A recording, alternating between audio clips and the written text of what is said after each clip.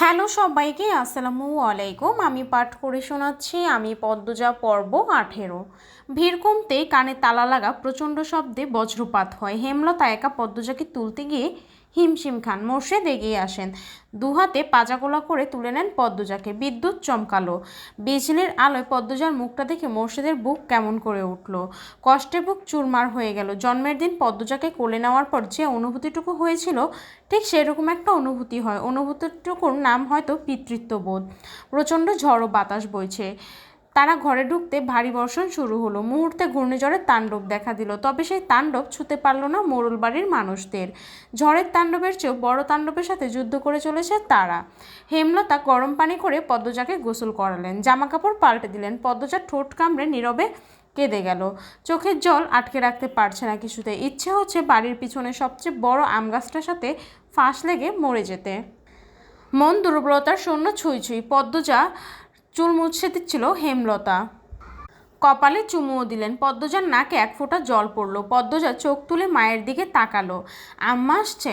আমার আম্মা কই? আম্মা আসে নাই? পাশের ঘর থেকে পূর্ণার চিৎকার ভেসে আসলো। সেকেন্ড কয়েকের মধ্যে পূর্ণা ছুটে এলো। হেমলতাকে দেখে ঝাঁপিয়ে পড়লো হেমলতার বুকে। হাউমাউ করে কেঁদে উঠল। পূর্ণার শরীর আগ্নেয়গিরি মনে হচ্ছে, এত গরম জ্বরে পড়ে যাচ্ছে। পূর্ণার কান্না দেখে পদ্মজাও টুকরে কেঁদে উঠল।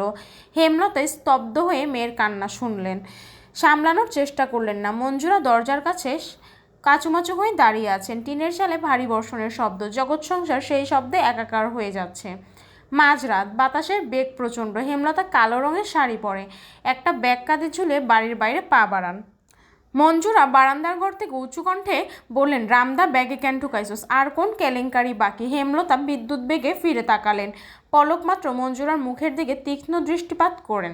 নিঃশব্দে ধীরে ধীরে বর্ষণ মাথায় নিয়ে বাড়ি ছেড়ে বেরিয়ে গেলেন এবং সঙ্গে সঙ্গে মঞ্জুরা শুষ্ক হয়ে গেলেন। ছুটে পদ্মজার ঘরে গেলেন। পদ্মজা চুপচাপ শুয়ে আছে, মৃদু ফোপানোর আওয়াজ পাওয়া যাচ্ছে। পূর্ণা ঘুমাচ্ছে। তিনি এ ঘর ছেড়ে দ্রুত বারান্দার ঘরে আসলেন। বড্ড অস্থির লাগছে। জীবনে প্রথম হেমলতার জীবন ভিক্ষা চেয়ে সেজদায় লুটিয়ে পড়লেন মঞ্জুরা। ফজরের আজান শোনা যাচ্ছে। বৃষ্টি থেমে গেছে, সবকিছু শান্ত। পদ্মজা ঘর থেকে বেরিয়ে বারান্দায় আসলো। গেটে শব্দ পেয়ে চমকে তাকালো, উৎসুক হয়ে তাকিয়ে রইল। হেমলতা ঢুকেন, বিধ্বস্ত অবস্থা। মঞ্জুরা পদ্মজার পাশে এসে দাঁড়িয়েছে। পদ্মজা টের পেল না। হেমলতা বাড়িতে ঢুকে কাঁধের ব্যাগটা মুরগির খুপির সামনে ছুঁড়ে ফেলেন। অন্ধকারের জন্য মুখ স্পষ্ট নয়। হেমলতা বাড়ির পিছন দিকে চলে গেলেন। পদ্মজার বুক দুরু দুরু করছে। সে ধীর পায়ে উঠানে এসে দাঁড়ালো। পিছনে মঞ্জুরা। পায়ের শব্দে চমকে তাকালো পদ্মজা। দেখতে পেল মঞ্জুরাকে। ফিসফিসিয়ে বলল, নানু, আম্মা কোথায় গিয়েছিল? মঞ্জুরা ক্ষণকাল নীরব থেকে এরপর বললেন, জানি না। মঞ্জুরার কণ্ঠে ভয়। পদ্মজার দুর্বল শরীর ঠেলে আসলো বাড়ির পিছনে। দেখতে পেল হেমলতা নদীতে নেমে গোসল করছেন। এক নিঃশ্বাসে কয়েকটা ডুব দিলেন। পদ্মজা ব্যস্ত পায়ে ঘাটের কাছে এলো। ক্ষীণস্বরে ডাকলো, আম্মা। হেমলতা ঘরে ঢুকেননি। হেমলতা ঘুরে তাকালেন। ঝড় শেষে আকাশ ধবধবে সাদা, অন্ধকার কাটার পথে। পদ্মজা বলল, ঠান্ডা লাগবে। হেমলতা কিছুটি বলল না। গোসল শেষ করে উঠে আসেন উপরে। পদ্মজা আর কিছু বলল না। হেমলতা উঠানে এসে মঞ্জুরাকে বললেন, পূর্ণারে নিয়ে আসো আম্মা। পদ্মজা শুধু অবাক হয়ে দেখছে। পূর্ণা আসে ধীর পায়ে হেঁটে। তার জ্বর অনেকটা কমে গেছে। মঞ্জুরা দূরে দাঁড়িয়ে রইলেন। হেমলতা মৃদু হেসে পূর্ণাকে বললেন, পদ্মজার পাশে এসে দাঁড়া। পূর্ণা হতবুদ্ধি হয়ে পড়ল। সে বাধ্যের মতো পদ্মজার পাশে এসে দাঁড়ালো। হেমলতা মুরগির খুপির পাশ থেকে কালো ব্যাগটা হাতে তুলে দিলেন। ব্যাগ থেকে একটা রামদা আর একটা কৌটা বের করেন। পূর্ণা রামদা দেখে চমকে উঠল। দুই বোন চাওয়াচাওয়ি করলো একবার। হেমলতা রক্তমাখা রামদা দুই মেয়ের পায়ের সামনে রাখলেন। শীতল তীক্ষ্ণ কণ্ঠে বললেন, মানুষ সৃষ্টির সেরা জীব, আর পৃথিবীতে সেরা মানুষগুলোরই বাঁচার অধিকার আছে, মানুষরূপী পশুদের না। যখন যেখানে কোনো মেয়েকে অসম্মান হতে দেখবে, এক কোপ দিয়ে অমানুষটার আত্মা দেহ থেকে আলাদা করে দিবি। যে তোকে অসম্মান করছে সে দোষী, তুই না। তার শাস্তি পাওয়া উচিত, তোর না। তাই আত্মহত্যার কথা কখনো ভাববি না। দোষীর আত্মাকে হত্যা করা উচিত। আমি মনে করি এতে পাপ নেই, বরং পাপীকে বিনাশ না করা পাপ। আর আমার মেয়েরা যেন সেই পাপ কখনো না করে। সেই মেয়েদের এসব কী শিক্ষা দিতাছস তুই? মাথা খারাপ হয়ে গেছে তোর? মঞ্জুরা হৈ হৈ করে উঠলেন। হেমলতা ঢোক গিলে মঞ্জুরার কথা হজম করে নিলেন। এরপর আবার মেয়েদের দিকে তাকিয়ে বললেন, আমি কখনো ছেলে চাইনি, মেয়ে চেয়েছি, প্রতিবাদী দুঃসাহসিক মেয়ে চেয়েছি। আল্লাহ আমাকে 3টা মেয়ে দিয়েছেন।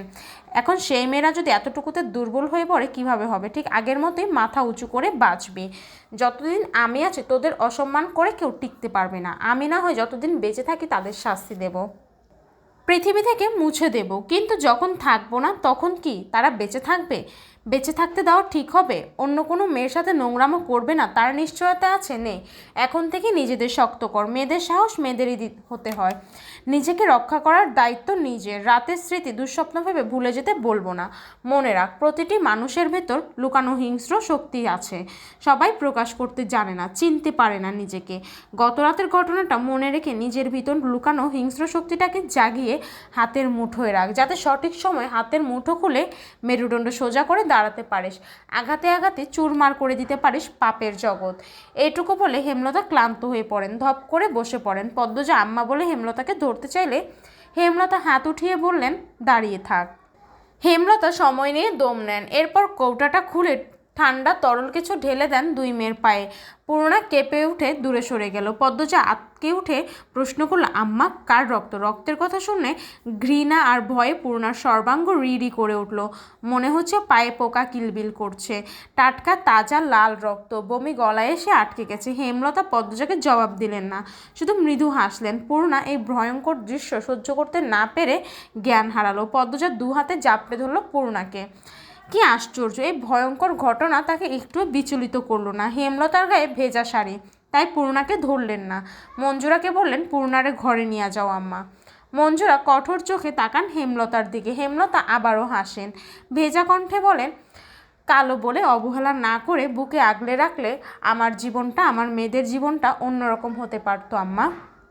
হেমলতার কথায় মঞ্জুরার সারা মুখ বিষণ্ণতায় ছেয়ে গেল। তিনি হেমলতার দিকে তাকিয়ে থাকতে পারলেন না। অপরাধবোধে মাথা নুইয়ে ফেললেন। পূর্ণাকে ধরে নিয়ে গেলেন ঘরে। হেমলতা সেখানেই পড়ে রইলেন। আকাশের দিকে তাকিয়ে জোরে নিঃশ্বাস ফেললেন। আলো ফুটেছে পুরোপুরি, পাখির কিচিরমিচির শোনা যাচ্ছে। পানি দিয়ে উঠানের রক্ত মুছে দিলেন চিরতরে। রামদা ধুয়ে লুকিয়ে রাখলেন লাহারি ঘরে। শাড়ি পাল্টে উঠানে পা রাখেন। তখন মগা আসলো, এসে খবর দিল বিচার বসবে দুপুরে। রাতের ঘূর্ণিঝড়ে গ্রামের বেশিরভাগ ঘরবাড়ি উড়ে গেছে। পশু পাখি সহ বিভিন্ন ক্ষতি হয়েছে। অনেক মানুষ আহত হয়েছে। এই খবর শুনে হেমলতার চোখ সজল হয়ে উঠল। প্রকৃতির দিকে তাকিয়ে কৃতজ্ঞতা প্রকাশ করলেন। প্রকৃতি কখনো কাউকে ছাড়ে না। গ্রামবাসী অন্যায় দেখেও নিস্তব্ধ থেকেছিল। এ বুঝি তারই শাস্তি। মাথার উপর সূর্য, প্রচণ্ড তাপদাহ। পূর্ণা, পদ্মজা, হেমলতা কালো বোরখার আবরণে নিজেদের ঢেকে যাত্রা শুরু করেছে অলন্দপুরের মাধ্যমিক স্কুলের উদ্দেশ্যে। খা খা রোদ্দুর, তপ্ত বাতাস, আগুনের হলকা, সবুজ পাতা নেতিয়ে পড়ার দৃশ্য চোখে পড়ে। মোর্শেদ বাকিদের নিয়ে আসছে। রিনাদের বাড়ির পাশ দিয়ে যাওয়ার পথে করুণ কান্নার স্বর ভেসে আসে। পদ্মজার চোখ তুলে তাকিয়ে দেখলো রিনার বাড়ির ছাদ উড়ে গেছে, গাছপালা ভেঙে উঠানে পড়ে আছে। হেমলতা পদ্মজাকে টেনে নিয়ে এগিয়ে যান। বটের ছায়ায় আশ্রয় নিচ্ছিল এক রাখাল ছেলে। সে হেমলতার মুখ দেখে বুঝলো পিছনের 2টি মেয়ে পদ্মজা আর পূর্ণা। ছুটে আসলো, পদ্মজাকে উদ্দেশ্য করে বলল, পদ্ম আপা তুমি ডরাইও না, তোমার কিছু হইব না। চারদিক নিঝুম, নিস্তব্ধ, ঝিমধরা প্রকৃতি। ঘামে দরদর তৃষ্ণার্ত রাখাল হাঁপিয়ে কথা বলছি। স্কুলে যাওয়ার পথে মাঝে মাঝেই এই 15 বছর বয়সী রাখালের সাথে দেখা হতো পদ্মজার। পদ্মজার জন্য পাগল সে, বড় বোনের মতো মান্য করে। পদ্মজা মৃদু হাসলো। পদ্মজার মুখের উপর পাতলা পর্দা বলে রাখালের চোখে তা পড়ল না। রাখালকে পিছনে ফেলে 3 মামে এগিয়ে চলল। স্কুল মাঠে অনেক মানুষ জমেছে। রাতের ঘূর্ণিঝড়ের জন্য অলন্দপুরের বেশি অর্ধেক মানুষ আসেনি, তবু প্রায় 500 মানুষ তো এসেছে। ঘটনা ঘটেছে 8 পাড়ায়, আর তা ছড়িয়ে পড়েছে সব পাড়ায়। যত সময় বিচার কার্য শুরু হলো। পদ্মজা এবং আমের দুজন দুদিকে দাঁড়ানো। মাতবর ঠান্ডা গলায় প্রশ্ন করলেন, এদের একসাথে কারা দেখেছেন? রমিজালি, কামরুল, মালেক হাত তুলল। মজিদ মাতবর বলেন, কি দেখেছেন ব্যাখ্যা করুন। রমিজালি আগে উঁচু কণ্ঠে বলল, আমি দেখেছি ঝড়ের সন্ধ্যায় আপনার পোলারে পদ্মজার ঘর থেকে বাইর হইতে। বাড়ি তার কেউ আসিল না। আমির রেগে গিয়ে কিছু বলতে চাইল। মজিদ মাতবর হাতের ইশারায় আটকে দিলেন। আমির বাপের বাধ্য সন্তান, তাই থেমে গেল। মজিদ মাতবর বললেন, আপনি আমিরকে পদ্মজার ঘর থেকে বের হতে দেখেছেন? রমিজালির দৃষ্টি অস্থির রেখে আমতামতা শুরু করলেন। দম নিয়ে বললেন, তারে বারান্দা থেকে বাইর হইতে দেখছি। মজিদ মাতবর নীরব থেকে এরপর বললেন, তাহলে কোন আন্দাজে আপনি বলেছেন তারা নিষিদ্ধ কাজে লিপ্ত ছিল? পদ্মজার সর্বাঙ্গ রি করে উঠল। সে চোখ বুজে ফেলল। রমিজালি থমকে গিয়ে পরপরই হুঙ্কার দিয়ে উঠল, একটা অচেনা স্যারা খালি বাড়ির কোনো ছেলের কাছে কেন যাইব? আপনি নিজের স্যারা বলে তার দোষ ঢাকতে পারেন না। আমার ছেলের বেলা কিন্তু সারের নাই, যুক্তি দিয়ে কথা বলুন। আপনার মেয়েকে হাতে না হতে ধরা হয়েছিল, তার গায়ে কাপড় ছিল না, তারা একসাথে একই ঘরে একই বিছানায় ধরা পড়েছে। আমির আর পদ্মজার বেলা সেটা হয়নি। মজিদ মাতবরের ক্ষমতা এবং কথার দাপটের সামনে দাঁড়িয়ে থাকতে কষ্ট হচ্ছে রমিজালির। কামরুল চুপসে গিয়েছিল। সামনে নির্বাচন, মজিদ মাতবরকে খেপানো মানে নিজের কপালে দুঃখ বয়ে আনা। ভিড়ের মাঝ থেকে কেউ একজন বলল, তাহলে আপনার ছেলে একটা মেয়ের কাছে খালি বাড়িতে গেল কেন? মজিদ মাতবর উকি দিয়ে প্রশ্নদাতাকে খুঁজে বের করলেন। তার প্রতিপক্ষ হারুন রশিদ। মজিদ মাতবর আমিরের দিকে তাকিয়ে প্রশ্ন করলেন, তুমি কেন গিয়েছিলে পদ্মজার বাড়িতে? আমির সহজ গলায় বলল, বাড়ি ফিরছিলাম, হঠাৎ ঝড় শুরু হলো। সামনে মোর্শেদ কাকার বাড়ি ছিল। মোর্শেদ কাকা বাড়ি নাই, জানতাম না। জানলে বৃষ্টিতে ভিজতাম, তবু ওই বাড়িতে যেতাম না। এই গ্রামের অনেকেই জানে আমার শ্বাসকষ্ট আছে। বাড়ির সবাই জানে বৃষ্টিতে ভিজলে ঠান্ডা লাগে, শ্বাসকষ্ট হয়।